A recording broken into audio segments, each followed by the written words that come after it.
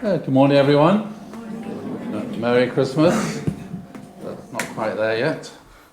Anyway, good morning. Good morning. I thought I'd talk about the shepherds this year.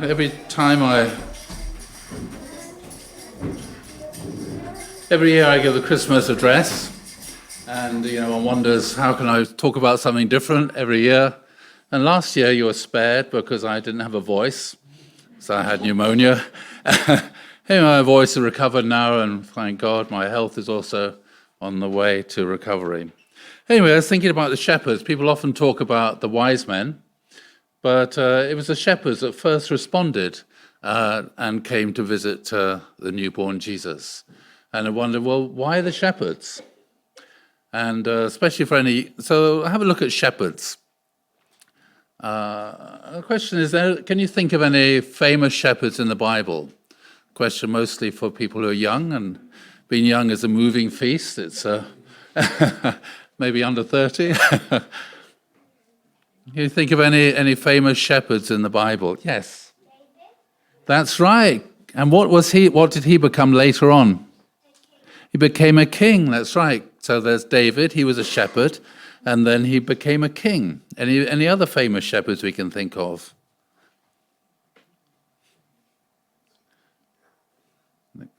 The Sunday school teachers giving a few hints here. Any other shepherds? Who's the first shepherd who's mentioned in the Bible? Anybody remember? Abel, that's right. Abel, your brother. Anybody remember what his brother was called? Cain, that's right. So Abel was a shepherd, and Cain was a farmer. And then after Cain had killed Abel, do you know what Cain went on and did? He went and built a city. Does somebody say city? Yeah, Cain went on and built a city. So Abel then, he was a shepherd, and Cain was a builder of a city. So do you think that makes any difference to the kind of spirituality that they had? Being a shepherd, living on the hills, or being in a city? If you're in a city, what do you normally do? What do you normally do? You work? Yes? Say it again.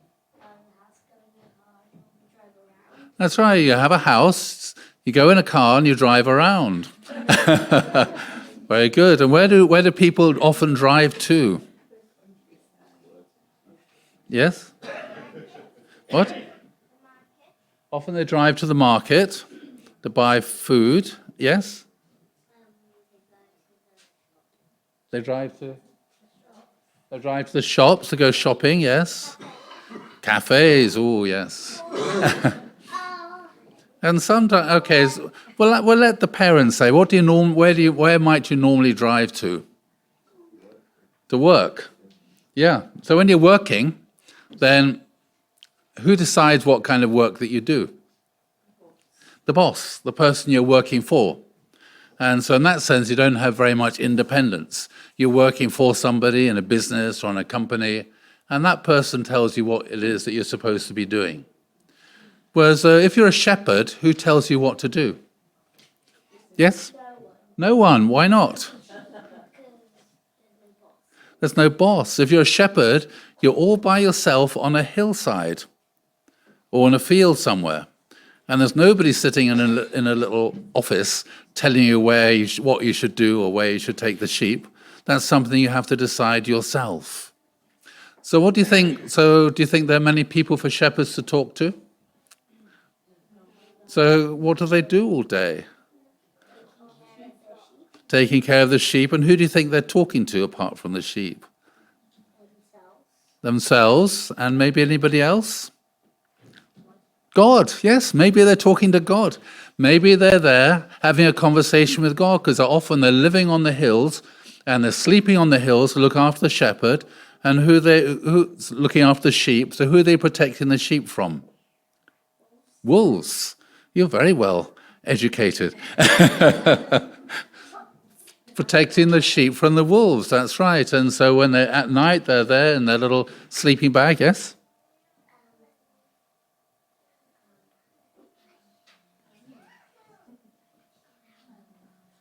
didn't quite hear that. I need to get my hearing aid. What? Robbers? Yeah, sheep stealers as well. So they're out there lying in their sleeping bag, looking at the stars, and maybe they started wondering, who made the stars? And all these kind of questions may occur to them. Whereas the people living in cities, they don't often see the stars because they're very, very busy watching Netflix. And so, or following orders or doing what they're told. And they don't often so busy going shopping and this, and this.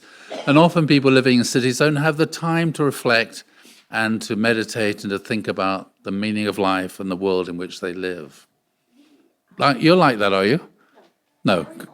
The opposite, good. Okay. Okay. Now that's Abel, and that was his brother Cain. So can anybody think of any other shepherds? There was David. Any other ones? Famous shepherds? Let the older children have a go at this one. We don't know what occupation Noah had. I'm sure he was probably at least a carpenter building an ark. And who came after Noah?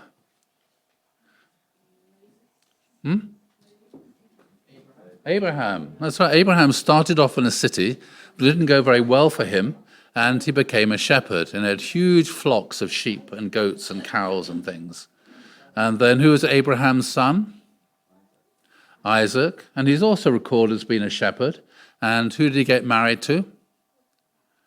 Rebecca. And Abraham's servant met Rebecca at the well, and because she was also there to water the flocks.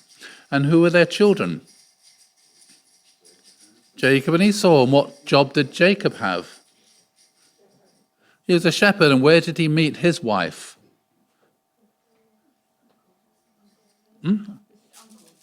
His uncle's daughter. Where did he meet his wife? At a well. And what was she doing at the well? To water the sheep. So she was a shepherdess. She was looking after her dad Laban's sheep.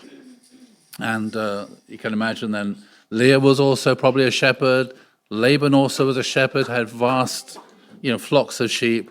And then as we go on, Joseph was a shepherd, and all the brothers were shepherds, and David was a shepherd, and Amos was a shepherd.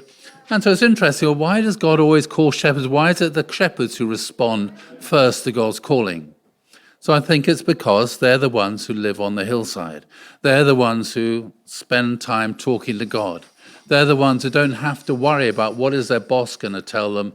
They are much more free just to follow their conscience, much more free just to be guided by the Spirit, much more free to do all of those kinds of things. And any other famous shepherds I missed out?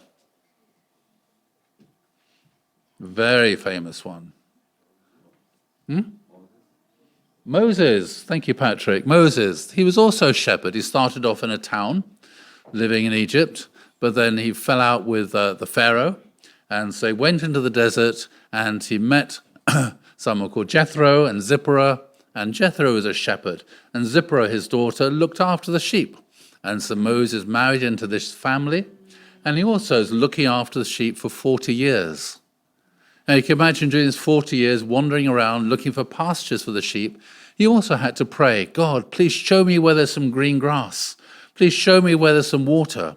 He also had to develop this kind of spirituality. And then one day, as a shepherd, he met God at this burning bush. So again, another shepherd. And then it's interesting. Anyway, so when we look at the shepherds who met, who we just heard about there from Luke, they were tending their sheep on the hillside in the fields nearby, keeping watch over their flocks at night. And an angel appeared to them. Of course, they're a bit shocked. Anybody here seen an angel? Yeah, a few people. Probably quite a shocking experience, I would imagine.